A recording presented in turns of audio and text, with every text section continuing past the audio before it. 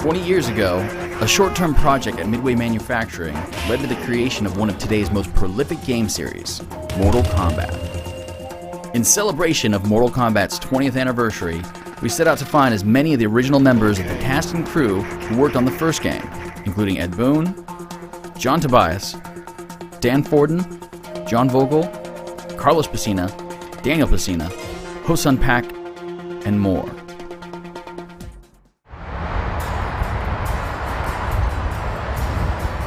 Our story begins in Chicago, Illinois, both at NetherRealm Studios, where many of the original team members still work, and at Chicago Wushu, the martial arts studio owned and operated by Daniel Pesina, and where we met up with John Tobias. I primarily did all the art and animation, and John Vogel did our backgrounds. I would sketch them out and he would actually do the construction of them. I had just finished working on the Terminator 2 arcade game, the Terminator 2 movie arcade game, and needed a place to go, needed something to work on. So I asked John Tobias and Ed Boon, if they had a place for me on. They were just starting a new project. We didn't know what it was yet exactly, but I asked if they had a place for me. I'd love to join them and do some stuff. And they said, yeah, we'd totally love to have you on our team. So it was really just, we were in test mode at that point to see what a fighting game could be like. The first thing I thought of was an old game that I had played called Karate Champ. I played the hell out of that when I was in high school.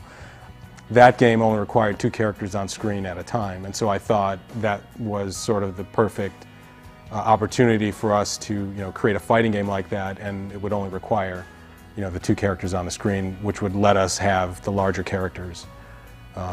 So that's kind of what was the initial idea behind Mortal Kombat.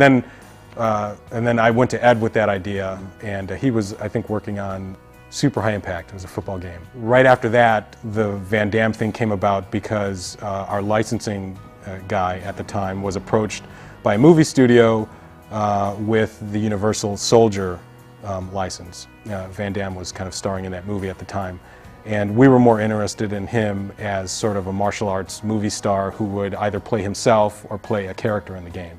That didn't work out for whatever reasons, and that character ultimately became Johnny Cage. Initially, John and Ed wanted to do a Van Damme licensed product because at the time, Terminator 2 had just come out. We just finished it. It was a big deal. Licenses were a big deal at that point. And so they wanted to do a fighting game with big characters. We were trying new stuff, with the whole big characters, digitized characters, seeing really cool stuff happen. It was very small in production. I don't know how much it was really kind of being expected for the game. We really had just 4 guys, literally 1 programmer, myself, and 2 artists and a sound guy. I'd never done a fighting game before. I don't think there weren't even that many fighting games around at that point. I think Street Fighter was maybe one of the only ones, maybe Pit Fighter. When we were trying to obtain Van Damme as a license, Street Fighter 2 was released in the arcades, I think right around March or April, and was performing really well. And so where we originally thought we needed a license to kind of justify to our management the idea behind the game, once Street Fighter 2 was performing well in the arcades, I think that they saw that and saw that a fighting game can earn well. That's what ultimately allowed us to kind of start the game. When John came up with the idea of this Mortal Kombat game where it's a tournament on some island and used references from martial arts movies to come up with the whole theme of this game. And we did a test version of the first character, which was Johnny Cage. It was Dan Pesina. And he's big on the screen, and he would fight and stuff, and that was what we showed the higher-ups at Midway to say, this is what we want to do. And just those 2 Johnny Cages fighting each other, basically, is what it was. We didn't actually start working on the game for months after that. There was, I was working on Total Carnage, and Ed was working on his football game, and I don't think we actually started development on Mortal Kombat until maybe September, October of '91. And then actual development, maybe even not until November.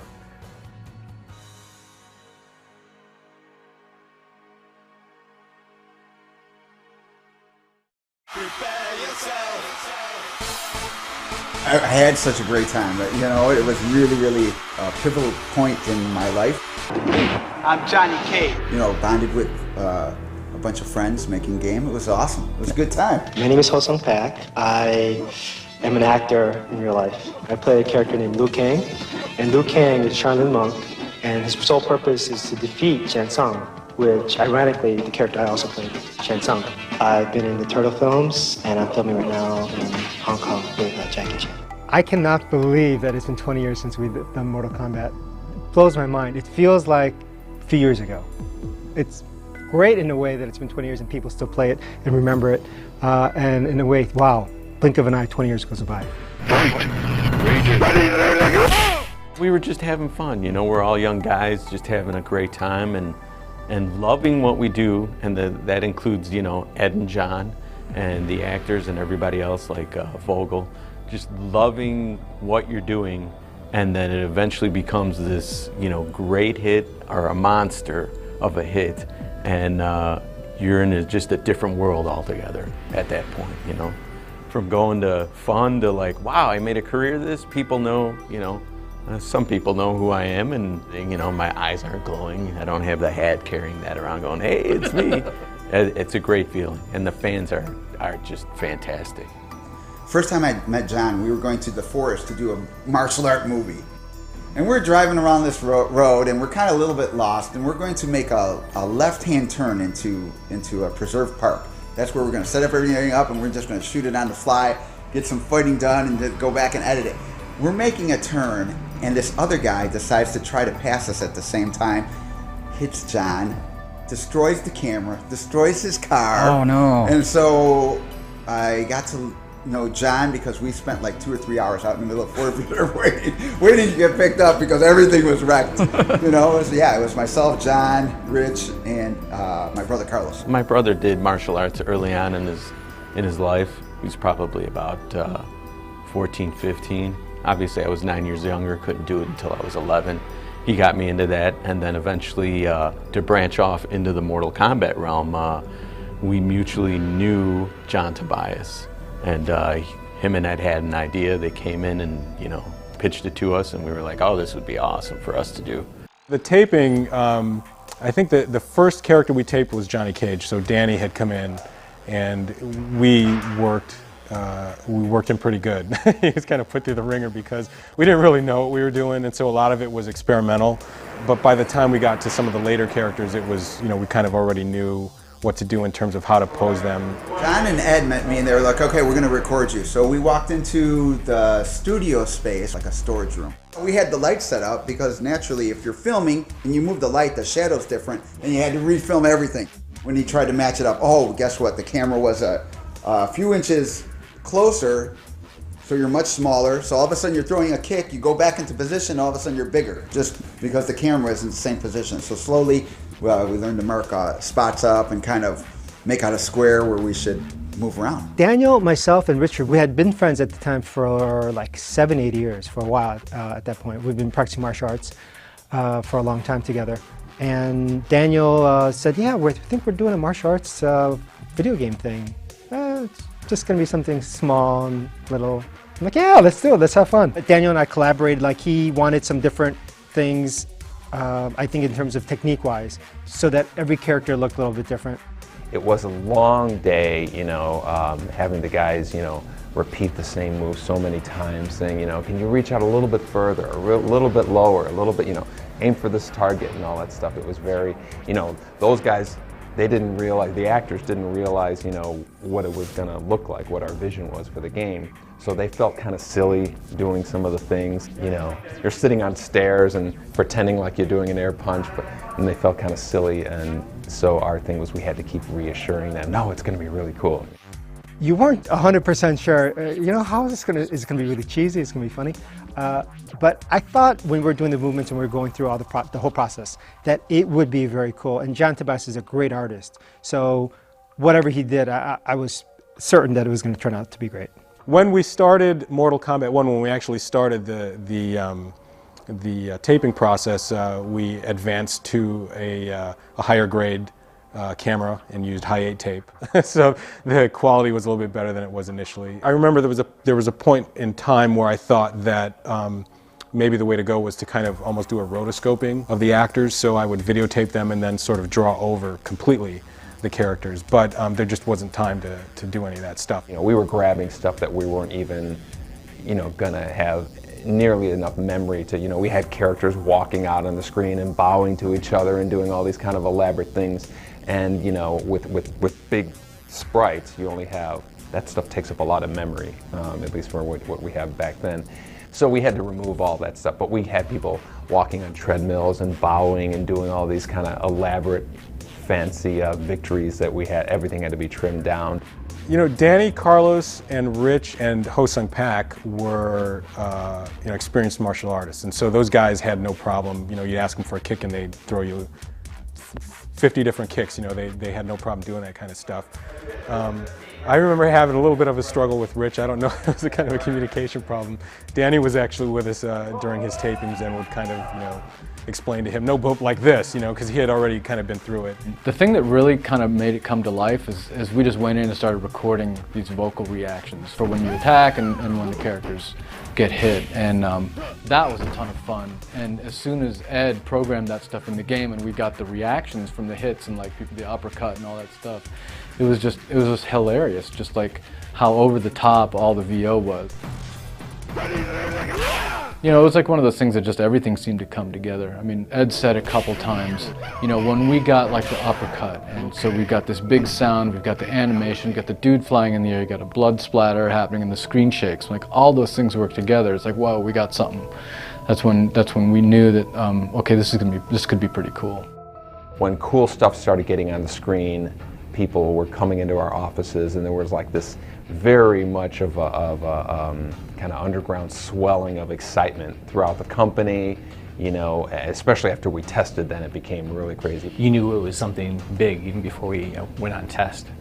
And then that proved itself further is like when we actually did go to the local arcades in Chicago, when there still were, you know, arcades to go test at, you know, just seeing people just, you know, freaking out and, you know, literally running around the, you know, after they saw a fatality, like literally just, you know, running away from the machine and like freaking out. It was huge.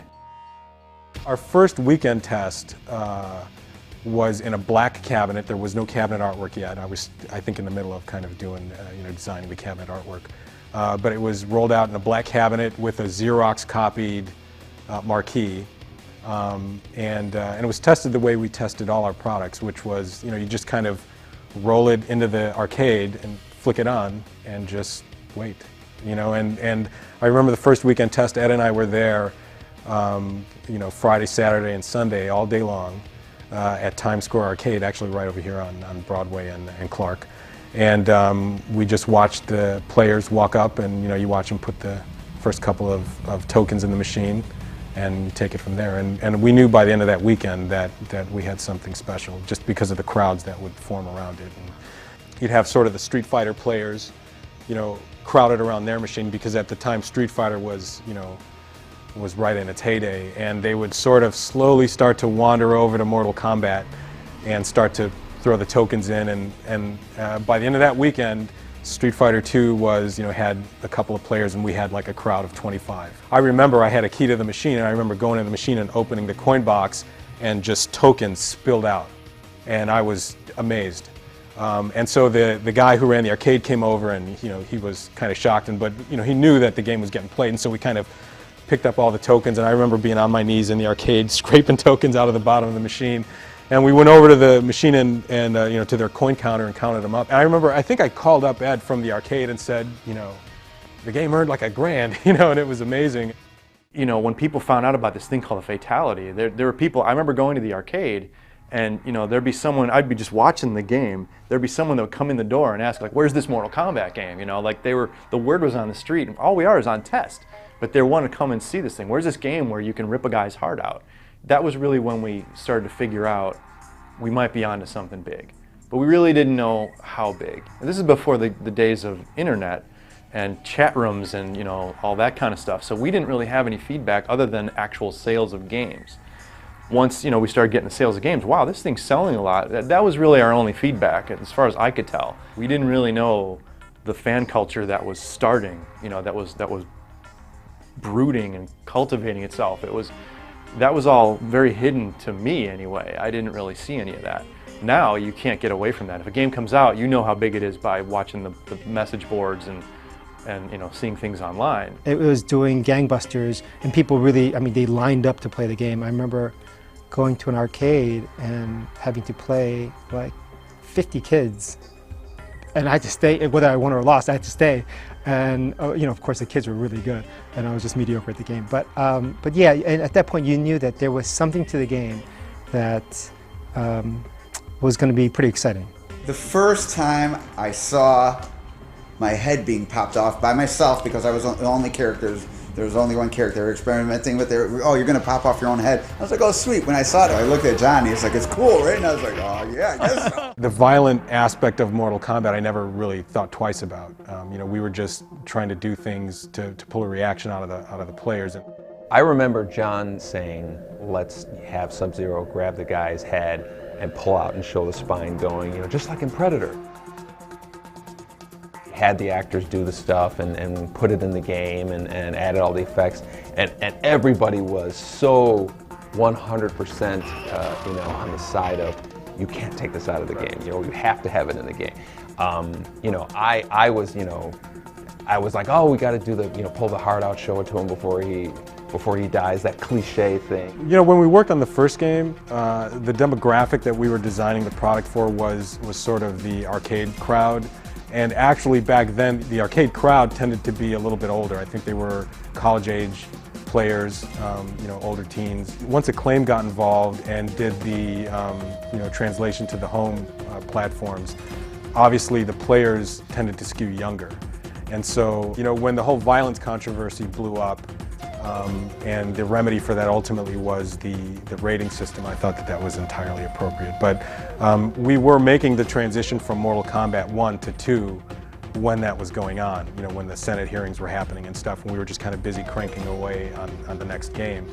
And we were kind of shielded from all that nonsense by, I think, both Acclaim and probably management at Midway. We never really had much to do with that at all. So we were so busy working on our next version of the game while all that stuff was happening that I personally feel like I missed, the big hoopla of the Mortal Kombat, right. that commercial and Acclaim stuff. And I remember them at CES putting a videotape into a machine and showing us the TV commercial and just being like blown away. Like I was saying to John, they're making a TV commercial for our game, a television commercial. And they were saying, yeah, we're going to air it on, these big events. I don't know if it was the Super Bowl or something like that, but, and just warning them, like saying, don't put too much money on this. It can't, it's not going to be that big. But, I've always credited Acclaim as they were the ones who recognized this as, we can make this a phenomenon.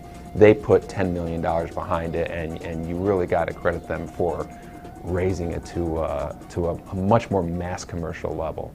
I had no idea that it was going to become what it became. And I honestly thought that we were going to crank out this 8-month project and then we were going to move on. And that would be the end of it. So yeah, I never thought that, that it would obviously build to what it built to. At this time, there's a whole generation of players who probably weren't even born when the first game came out. Mortal Kombat was and still is like this kind of crazy ride. I would have never guessed, in 1992, that in 2012 we would still be making games and they would still be selling in the millions. And so I'm really proud of that. It's amazing that there's a lot of players who are playing this game who the series is older than they are. So I think it's a big accomplishment. It's cool for me to be able to touch people's lives in whatever way that is, whether it's because of Toasty or because of, the music and the sounds that I've done, that people have been able to enjoy that. And a lot of people have gotten inspired by the game and have wanted to go on and either write music or get involved in video games. I mean, it's been kind of a powerful cultural phenomenon. I feel like I'm just lucky to have been a part of it. For 20 years we have these die-hard fans who know, every, storyline and every nuance about the characters that I totally appreciate. I think that's amazing. So it's one thing we never take for granted. Yeah. Don't be afraid. Need help? Come see me. I'm thankful for the fans. That's why I'm here, more or less. And it's why we do the things we do, and we love doing these things for them. And it's also one of those things that you're involved with more or less and you love, and then just everybody else around likes what you like, and I'm just thankful and blessed for this opportunity, and hopefully it'll keep going for another 20 years. And thanks for playing the game, and thanks for being a fan. I appreciate it. It was a whole lot of fun making it, and I hope you guys continue to play the game and follow the people in Mortal Kombat.